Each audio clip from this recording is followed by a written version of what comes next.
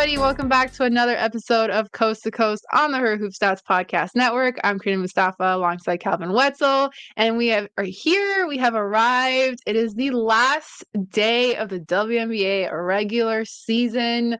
So much is going on. Portland was just announced as another expansion team in 2026. Playoffs start very soon. The 8th seed is still not determined. Award season is right around the corner. So many different factors, so many different variables, unknowns. Cal, how are you dealing with all that? And are you ready?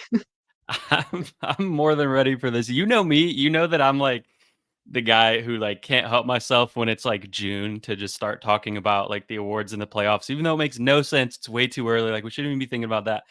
I just can't help but think about it. And now, like we're actually allowed to talk about it because it's here. We have one more regular season, and by the time our next pod comes out, like it'll be playoffs. It's this week, so I'm very ready.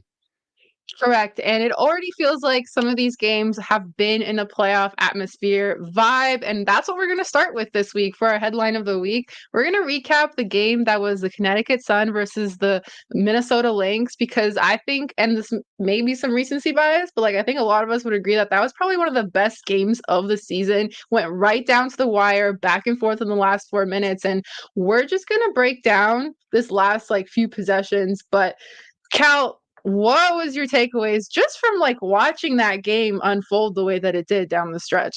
With the Lynx Yeah, getting the win, of course. yeah.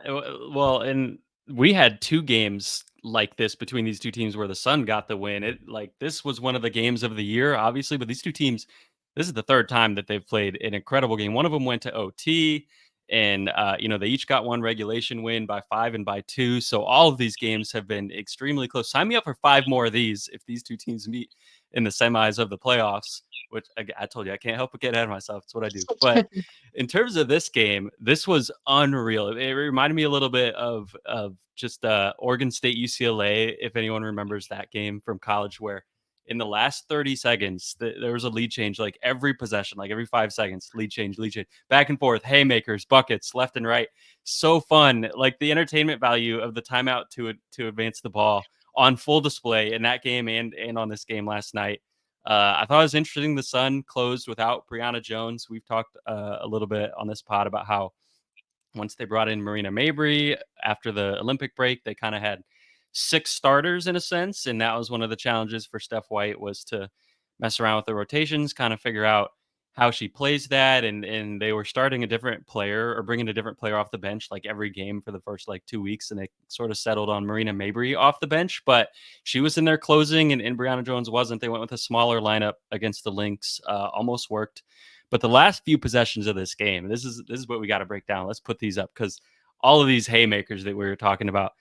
First YouTube plug. We're 3 minutes into the pod. First YouTube plug. Go to YouTube so you can Get see these to possessions. YouTube. Yes, get it up. We are going over game film, not game Phil. I don't know who Phil is, but if you are listening on audio, I do recommend that you go and you make the switch over to YouTube just so you can see us breaking down these clips. Or if you're like us and you watched the game last night, you can just listen to us talk through it. But before we get into the final 4 possessions, I'm just gonna throw up this clip of Fee that kind of started the back and forth between these two in the last minute of play, because this is really when things got down to the wire and had that playoff atmosphere, like I mentioned. But Cal, let's get into that first, like really, really important possession, and that comes with Alyssa Thomas.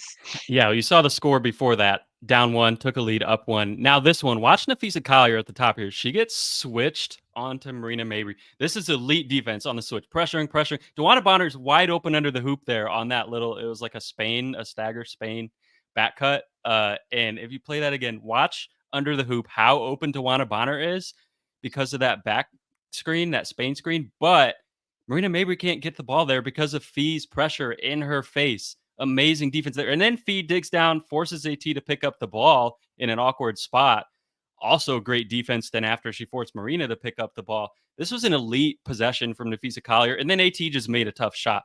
This set the tempo for the last minute of or the last 30 seconds of elite basketball on both sides. And this is what I love when there's really, really good defense and also really, really good offense.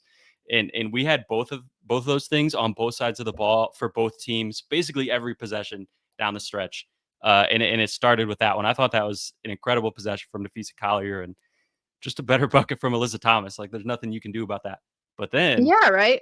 Oh, sorry. I was go gonna ahead, say go like ahead. that speaks to like the clash in styles that you get with the Minnesota Lynx and the Connecticut Sun, which is why a playoff series with them in it would be so entertaining because it feels like it would be like how this last 30 seconds went. Like you said, it's like so many different factors, like Fee's defense in the moment, DB being open, AT getting that like tough shot. So it's just like really fun to watch that kind of clash against each other. But yeah, but then here comes another possession after that. Speaking of Fee, Well, yeah, now you get the other way. Again, good defense. The Sun are getting through screens on this inbounds right there. Amazing defense from DJ Carrington right there. Again, what do you do about that? You can't do anything about that. That's just a tough bucket from Nafisa Collier. That turnaround fadeaway, you can't stop that. There's nothing you can do. That's just Nafisa Collier being Nafisa Collier. And that's why this last minute was so fun because both teams stepping up, and at the end of the day, the shot making was just too good.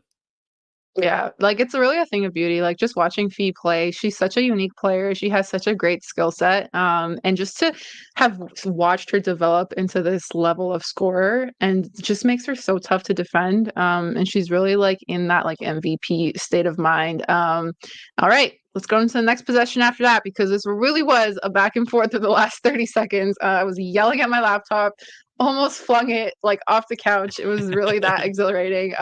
Yeah, let's get into it. It was, and I think it was Nikias who tweeted out on this one. He wanted to not let this ATO from Steph White get lost in history because this is a brilliant ATO. And this time, another backdoor from Dewana Bonner, a sliver of space. She's open, and AT is able to find her on that. That wasn't bad defense. They got beat a little bit on that back screen, obviously, to give her that sliver of space, but it wasn't. They didn't get beat nearly as bad as they got on the back screen on the previous one, where Bonner was like Mhm. wide open under the hoop. Like that's just a precision pass, a great finish from Bonner, and an excellent ATO from Steph White. And then here we are, the game-winning play, the game-winning shot. I'm personally very biased because I love the player that made this shot. She is Canadian, hint, hint. That's none other than Bridget Carlton. I mean, she said after the game too, like she didn't even realize she was that deep. She didn't realize she was shooting Ooh, that far away from the so basket. deep. But she knew it was in as soon as it left her hands. I mean, BC is just such a pure shooter, and I've absolutely loved watching her play at her peak this season. But what do you think of this final play, Cal? I just think that if you're from Canada, you're cold blooded. That is so cold. With the on the road, a game like this, that deep, clock winding down, ice water. That's it. Love it. Love it. Love it. Love it. Love it.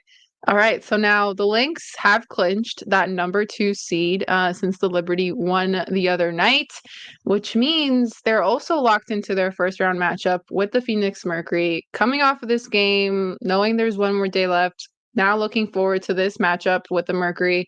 How do you see this going? How do you see this first round playoff series going between the Lynx and the Mercury? And what are you kind of looking at for this upcoming series? Yeah, I think first off, it's going to come down to the Mercury, the health in particular of Kalia Copper. Hopefully she plays. I think it's going to be a real uphill battle for the Mercury if she doesn't. Even if she plays, I think the Lynx match up pretty well with the Mercury in the same way. And I want to say this, like they're obviously very different styles, but the Lynx and the Sun.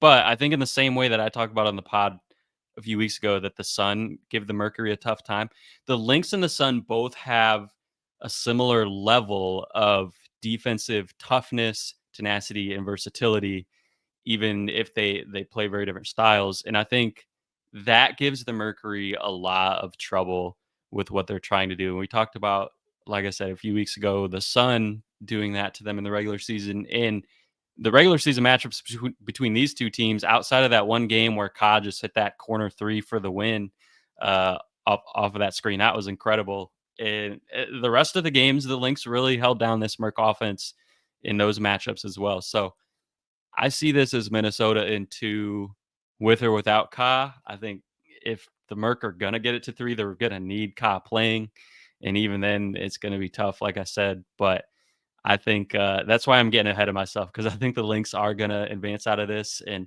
if the Sun lock up the three seed, they're gonna set up a potential 2 versus 3 with the Sun, which I would be very much looking forward to. Yeah, I think we're pretty much on the same page here. I think the Mercury defense is also going to have a tough time against Minnesota, and especially considering the fact that like you're going to have to throw everything at feet, but then you've got so much on this Lynx roster. Freaking BC draining the game winner, like she's a threat on the outside. Just so many different players. Courtney Williams is playing and at an unreal level. She had like a career high 12 assists or something like that in that game against the Sun. So just yeah, just a really tough team right now. Somebody who I think you and I would both consider a real contender for that championship title with the way that they're playing right now. So yeah, I think it's gonna be a tough road for Phoenix, but we'll see how this first round series goes. All right, that's all for Minnesota Lynx. Let's move on to the eighth seed conversation. And the last time we talked about the eighth seed conversation, we kind of got into the three-way tiebreak scenario. The scenarios have gotten a lot simpler since the last time we talked about it. And I'll put up this screenshot from our very own Richard Cohen for the scenarios on Thursday night, tonight that you're listening. If you can see here, it's pretty much Atlanta's to lose. I think there are a couple situations here. So Washington gets out if they get the W and Chicago gets the W and Atlanta loses. Chicago gets the eighth seed if they get the W and everybody else loses. But in every other scenario, Atlanta remains in that eighth and final spot. They also just announced that they signed Azine Kalu to a 7-day hardship contract. She played for in the Olympics this year for Nigeria, and she did really well. Really, really like Nigeria was one of those teams where I think a lot of people were not really familiar with their level, and they just were kind of this like Cinderella story almost with the way that they performed. And so I think that's a good pickup for them as they kind of head into this last stretch to kind of secure that eighth spot. What are you liking from the Atlanta Dream right now? And like, are you super confident that they will get that eighth seed? Like, do you think that there is a scenario where they could muck this up, considering that they are playing New York next? Also, I feel like that's a big factor. Yeah, there's a scenario. I mean, thanks to Richard for outlining that for us because it makes it Right? pretty easy when you look at that. It's Shout out, basically Richard. it's yeah, the as complicated as it sort of seems once you kind of line it up like that. It's really like if the Dream win, they're in. If not, then if the Sky win, they're in. And if not, then if the Mystics win, they're in. And if none of them win, the Dream just hold on. So it kind of simplifies it. The Dream do play New York, like you said. I'm sure New York would love to play spoiler. They also no longer have anything to play for in this game because they wrapped up the 1 seed. So we'll see kind of how hard they go versus how much they give people a little bit of a break, which could obviously affect the Dream. The Sky, we'll see if Camila Cardoso is doubtful. I know we're going to talk about that, and Kennedy Carter is questionable, and they also play the Sun, who do still have something to play for. So the Sky also are in a tough spot in terms of getting that win. And then there's a scenario where it falls to the Mystics. If neither of those two teams can take care of business, then the Mystics will basically win and they're in, lose and they're out. So I think it's possible. I do still think the Dream are going to come out of that at the end of the day. But in terms of what I've liked from them, I think we got to talk about like the non-Olympians. Some of these older non-Olympians have been like really refreshed, I think, from that break. And Skylar Diggins Smith, you can look at the way she's been playing. Not that she has anything to do with the Dream, but Tina Charles is the point. Like we've talked about her on this pod, and I think that break did wonders for her. I love that. And I also think, honestly, putting Naz Hillman in the starting lineup has been kind of an underrated move for them. Just the energy and like relentlessness that she brings makes it so tough for you if when you're an opponent and shots go up on the glass. It really opens up. She gets a lot of O boards and the energy you have to expend keeping her off the O glass opens up Tina on the O boards. And that's been big for this offense. I think that is never going to be like the high octane, pretty like aces, peak aces type of offense or like Liberty when they're clicking type of offense. Like the Dream obviously just aren't going to be that. But if you can get on the O glass and clean up some of those misses, like it makes up for a lot of that in terms of putting points on the board.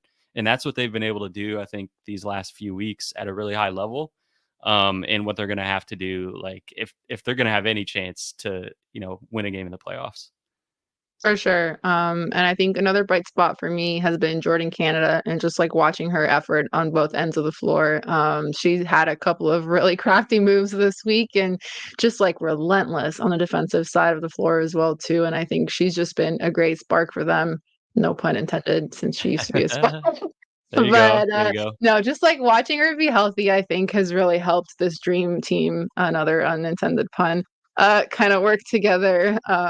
And just like click more and get those reps. And I think as of right now, out of the three teams between, Atlanta, Washington, and Chicago, Atlanta stands to benefit from making that A spot the most, especially when you look at the injuries for the other two teams. I think the Chicago Sky, like as exciting as an up and down they've had during the year, I think they're just gas. They've had too much, too much injuries impacting their roster, and it's like, okay, what's the point of making that eighth spot if you're just going to get pummeled by New York in the first round because you're not at full strength? And it's because it's not even like you can gain the right experience because the players that need to get that experience wouldn't even be able to play in those games. And then Washington is a similar issue where you had Aaliyah out, you have Shakira Austin out.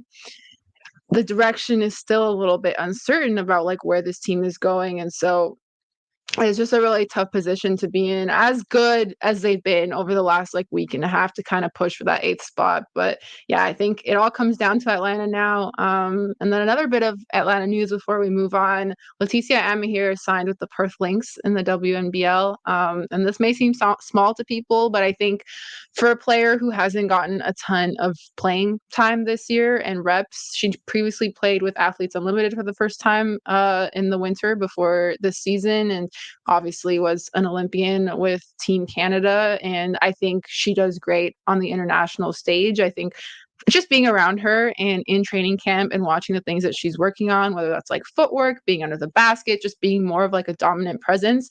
I think signing with a team like the Perth Lynx is going to be really good for her development. Another former Canadian national team player, Emily Potter, she just finished playing with the Perth Lynx too this past season, and she's going to be playing with a different team. I forget with who she signed, but I think that's been instrumental to players that are kind of built like that. And it's going to be a good experience for her to play like in a professional basketball league for just outside of the WNBA. And who knows what team she's going to end up being in the league, because it just feels like Atlanta's not the right fit right now. But I think it's going to be good for her overall just to continue to get those reps, because I think she's shown flashes of who she can be. And she just needs the time. But yeah, I'm also kind of biased because I've worked with her, I've been around her, but that also means that I've seen the work that she puts into and puts into the game. And I hope that doesn't go unnoticed to those who are maybe not around as often. But yeah, that's kind of my spiel on her signing with the Perth Lynx. It made me happy to see that. So I think that's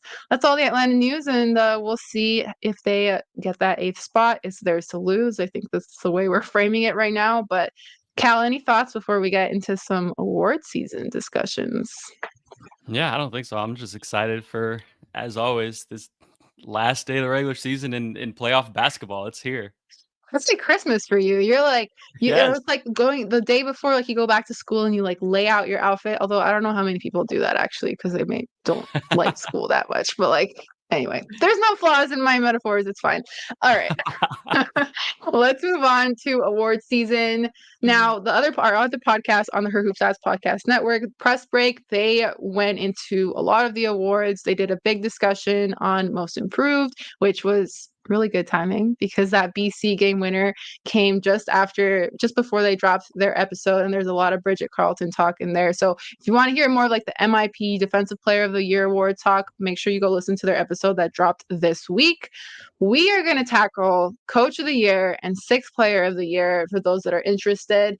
And Cal and I, we both agree on our picks, which I love. I think it's so indicative of like who we are as podcast co-hosts. We rarely ever disagree on anything, and so I think that's fun. For Coach of the Year, I think we're both going to go with Cheryl Reeve. The Minnesota Lynx have just been so fun to watch, and we've used the puzzle metaphor a lot during this podcast in terms of pieces that fit together. And I think with the players that they added, the way that Coach Cheryl Reeve has just been able to put them all together and let them thrive in their respective roles, I think has been such a key for the Lynx's success. But yeah, Cal, what do you think about Cheryl Reeve as a coach of the year candidate and just like this Lynx team overall?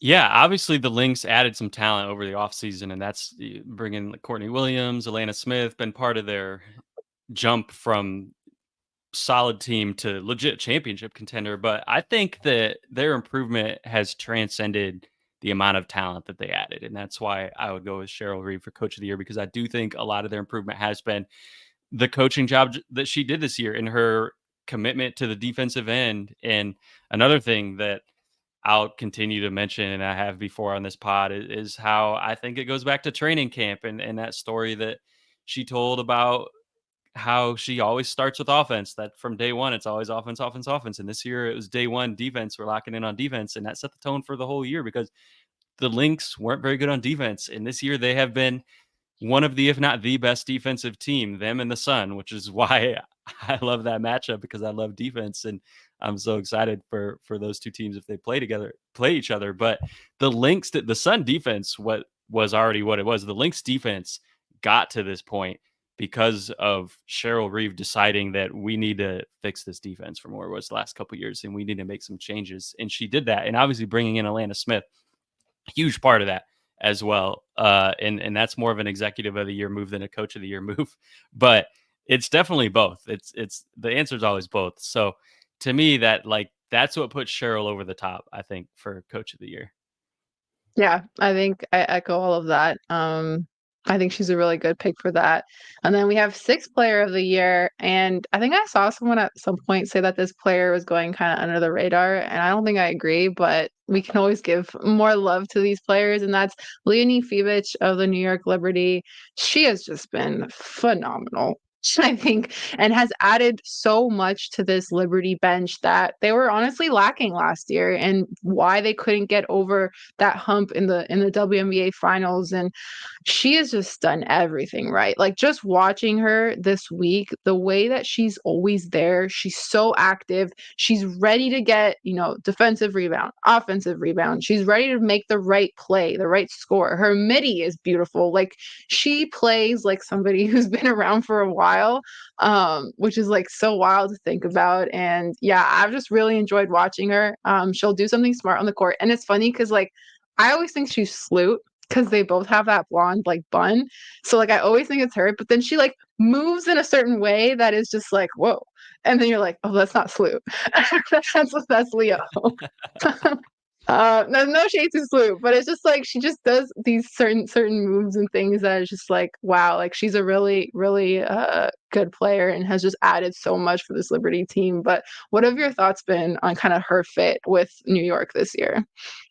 It's been a match made in heaven, and she has been everything that the Liberty have needed this year. And especially like some other pieces have been in or out. Obviously, like Sloot did miss some time earlier, and Benijah Laney, Hamilton missed some time, and Leonie Fibich has just been like exactly what they needed. She's knocked down threes at a really high level, like low key one of the best shooters in the league, just straight up. Guarded her butt off at like multiple spots. Just like you said, always makes the right play, does the right thing, rebounding. And to me, like one thing you said that she's not really going that much under the radar, but I think one specific aspect of her game that does go under the radar, in my opinion, because she gets a lot of love for the shot making and the defense, but she's a finisher. She's a great finisher. She is one of two players in the league this year shooting above 77% in the restricted arc with at least 30 attempts. The other one's Brittany Griner, who's 6'9" and lives on the post. I mean, BG stepped out his some threes too this year, but when you're in the same category as Brittany Griner in terms of your finishing in the restricted arc and You're doing something right. you're a wing, yeah, that's incredible.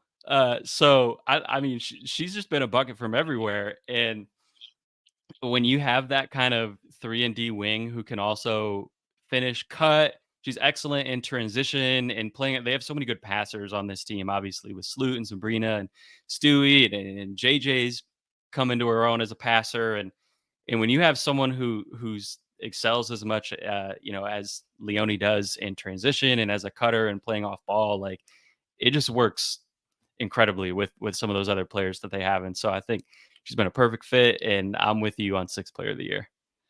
And she's a pretty good passer herself. Like she threw some really cool dimes just this week. And I think like that really speaks to the success of the Liberty offense as a whole. Like when that ball is moving around, that literally is when they're at their best. And it may be such a basketball cliche, but it's so, so true. And so like watching her kind of just like come in and be that puzzle piece that kind of fits all the right spots and fits everything together has been super cool to watch. So yeah, that's who we've got for sixth player of the year. And then coach of the year, of course, Cheryl Reeve. Let us know if you agree with those picks or if you have somebody different in mind or if you want to play devil's advocate. We're open to hearing any and all sorts of feedback. But that's who we have right now. We still don't know when they're going to be announced because they haven't really dropped the dates yet, but I went in order of like the way that they dropped the awards last year, so which is why we started with coach and sixth player of the year. But like I said, if you want to hear some of the other awards talk, make sure you listen to the press break on her hoop stats as well. All right, Cal, we're here, we're ready, games to watch. There's only one day left of the regular season, so we are going to go through the final games on Thursday, September 19. And I did the graphics again this week, just so everybody knows. So if you still aren't on YouTube, make your way to YouTube so that you can see some of these matchups. But we got 3 matchups all at 7 p.m. Eastern to start the night. The first one, Chicago Sky versus the Connecticut Sun, and this will be on League Pass. And Chicago is obviously trying to get that win, but we'll see how that game goes. Connecticut's trying to come off of that really close loss against the Minnesota Lynx. Then it's followed by the Atlanta Dream versus New York Liberty. Atlanta also trying to get that win. And something that I kind of thought about as we were talking through, the scenarios for Atlanta getting that 8th seed and whether or not New York was going to go full force or not, now that they've clinched number 1.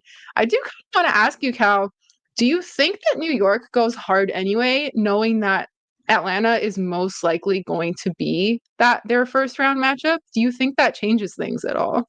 It's actually a great point, and it does now that you bring that up. Because if you're New York, I think out of the 3 teams that you could face in the first round, Atlanta's probably the one you wanna face the least, and if nothing else, because of the health that we talked about. Like, Atlanta was not Yeah, healthy for so much of the season, and now down the stretch, they finally have been healthy and clicking at the perfect time of the season for them. With Chicago, kind of the other way around. Like if you face Chicago, you're catching them at the right time.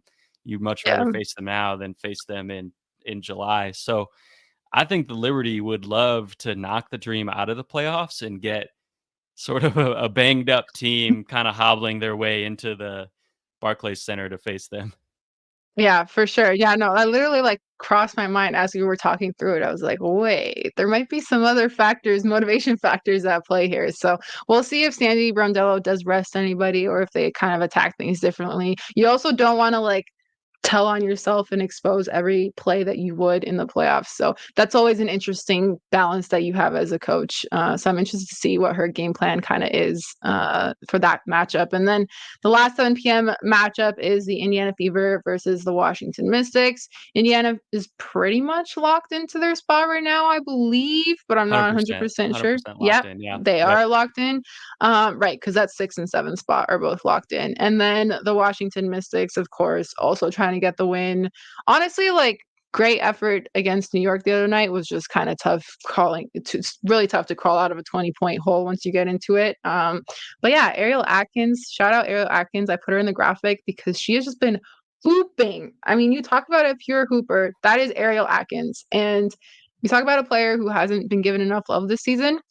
You know what? I'm going to go with Ariel Atkins because Washington has gone under the radar, for fair reasons. They haven't performed as well, but just watching her play is just so awesome. And even just like Emily Engstler as well played well for Washington. So I just like there's some good there, and they'll get there. They just need some time, and for their franchise player in Shakira Austin to get healthy, which is a wild thing to say because Elena Del Don is just like not part of the organization anymore. But the future is on their side. Time is on their side. So just wanting them to get healthy and all that. And then I did the thing where I got lazy again with the graphics. So we have a screenshot for the last three games of the night. The first one being at 8 p.m. Eastern between the LA Sparks and the Minnesota Lynx on League Pass.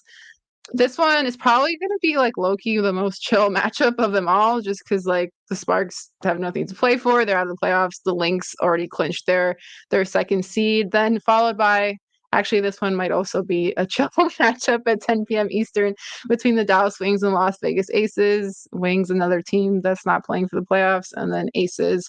The Aces might, because they still, that 4 or 5 spot is Yeah, still up for that grabs. that one could get interesting if the Sky are able to pull an upset earlier in that, because the Aces have a chance to move up to 3, but if the Sun beat the Sky right before that game happens, then the Aces will be locked in. So I'm sure the Aces will be paying attention to the result of that one. If somehow the Sky pull it off, Aces got a chance to get up to 3, which I'm sure they would like to do, and avoid that Liberty semifinals.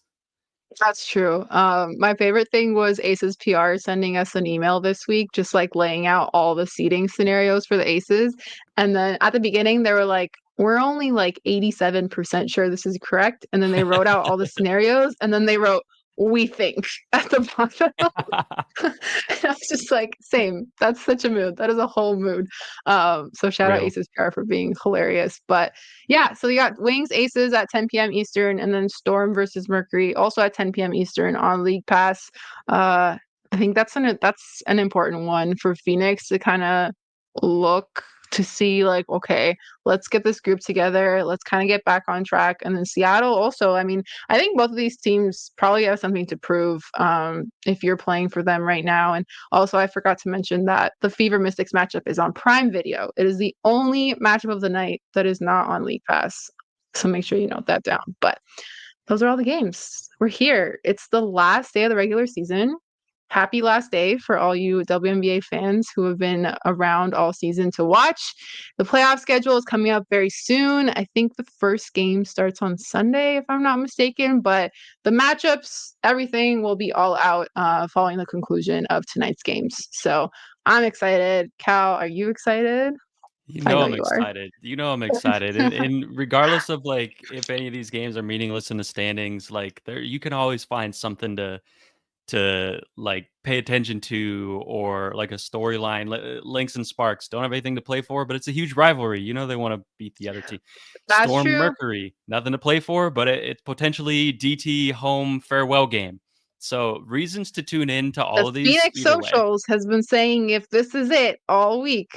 Phoenix Yeah, Mercury Socials has yeah. been tweeting that out. And so who knows, but yeah, no, you're so right. And I just want to say in our show notes for this week, I wrote last day of games, no analysis, just vibes. And Cal wrote insert Elmo gif. And if you guys don't know that one, it's the one where there's a bunch of fire and he's just like bring it on. I It's should one have of my uploaded favorite it to gifts our to thing use.